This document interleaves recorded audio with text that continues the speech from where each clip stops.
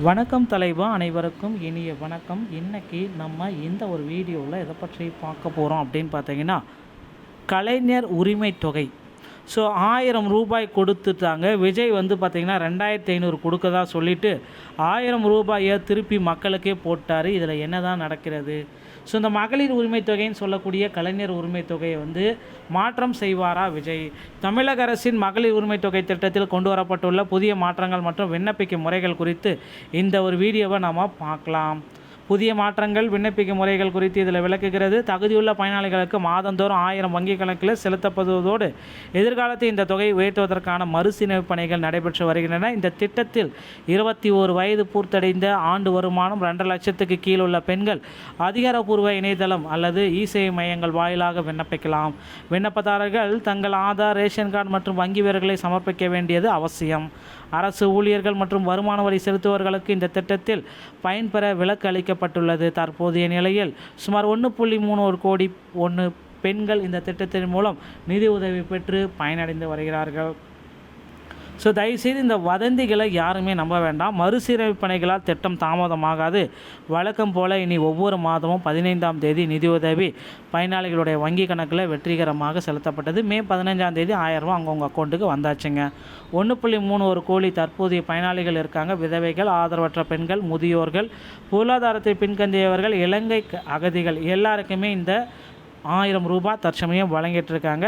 So பெயர் மாற்றத்தை பண்ண போகிறாங்க. இந்த தொகை திட்டத்தின் மதிப்புமிகு திட்டம் என பெயர் மாற்றம் செய்ய அரசு ஆலோசித்து வருகிறது. மகளிர் மதிப்புமிகு திட்டமாக மாற்ற போகிறாங்க. 2500 மாதம் 3000 வர்த்திகம். எதிர்கால இலக்கு பெண்களுக்கு 2500, முதியோருக்கு 3000 வழங்கும் திட்டம் ஆய்வில் உள்ளது.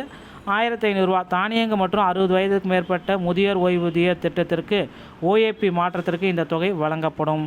தற்போது நிலவரப்படி கலைஞர் மகளிர் உரிமை தொகையாக 1000 ரூபாய் தற்சமயம் வழங்கப்படுகிறது. ஸோ இதுக்கு தகுதியானவர்கள் மற்றும் தகுதியற்றவர்கள் யார் எல்லாமே தகுதியானவர்கள், யார் தகுதியற்றவர்கள் அப்படின்றத நாம் இப்போ பார்க்கலாம். ஸோ தகுதியானவராக இருந்தால் ஒரு பெண் தமிழ்நாட்டை சார்ந்த பெண்ணாக இருத்தல் வேண்டும்.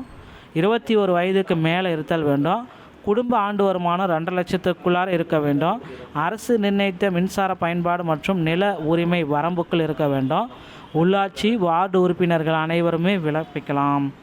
அரசு தகுதியற்றவர்கள் அப்படின்னு பார்த்தீங்கன்னா, அரசு ஊழியர்கள், வருமான வரி செலுத்தவர்கள், ஓய்வூதியம் பெறுபவர்கள், 4 சக்கர வாகன உரிமையாளர்கள், தேர்தல் பிரதிநிதிகள், வார்டு உறுப்பினர்களை தவிர இதில் விண்ணப்பிக்க அனைவருமே தகுதியானவர்கள்.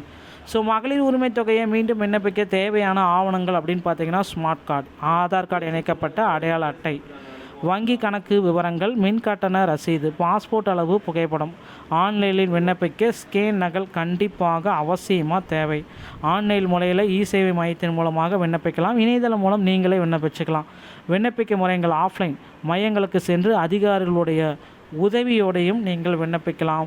ஆன்லைனில் விண்ணப்பிக்கும் படிநிலைகள் அப்படின்னா, ஸோ KUMT.in.gov.in என்ற இணையதளத்திற்கு அதிகாரப்பூர்வ இணையதளத்துக்கு செல்லவும், விவரங்களை பதிவு செய்யவும், பெயர், பிறந்த தேதி, மொபைல் எண் மற்றும் வங்கி தகவல்களை உள்ளிடவும், ஓடிபி உறுதிப்படுத்தல், உங்கள் மொபைல் எண்ணுக்கு வரும் ஓடிபியை உறுதி செய்யவும், ஆவணங்களை பதிவேற்றம், ஸ்கேன் செய்யப்பட்ட ஆவணங்களை பதிவேற்றி அப்ளிகேஷன் ஐடியை பாதுகாப்பாக குறித்து வைக்கவும்.